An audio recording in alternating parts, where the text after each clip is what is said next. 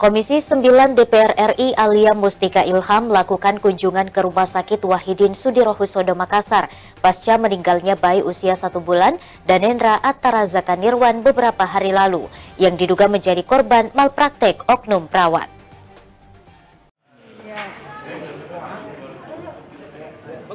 Kegiatan kunjungan yang dilakukan oleh Komisi 9 DPR RI Alia Mustika Ilham di Rumah Sakit Wahidin Sudirohusodo Makassar, Jalan Perintis Kemerdekaan Kecamatan Tamalanrea, Senin sore kemarin.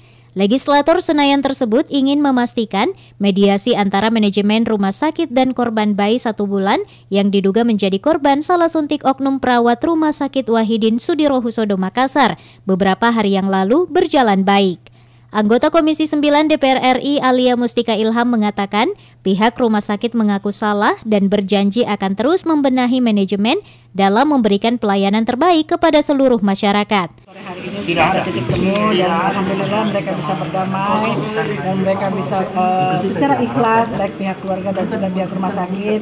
Dari pihak keluarga ikhlas melepaskan karena ini tidak terlepas daripada takdir, dan juga dari pihak rumah sakit dengan logo dan mengakui kalau ini adalah kesalahan dan keteledoran dari aparat daripada tenaga kesehatan di Rumah Sakit Wahidin.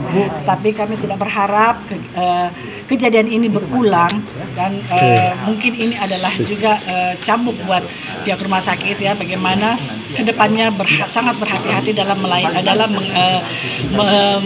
pelayanan kesehatan ya kepada pasien-pasien. Saya kira mudah-mudahan ini ada hikmah di balik semua, dan saya berharap juga semua legowo, semua ikhlas, dan ada hikmah di balik semua ini. Anggota Komisi 9 DPR RI memastikan pihak Rumah Sakit Wahidin Sudirohusodo Makassar akan mengeluarkan hasil RJA dalam waktu 1-2 hari ke depan. Rusma Wandirara, Celebes TV.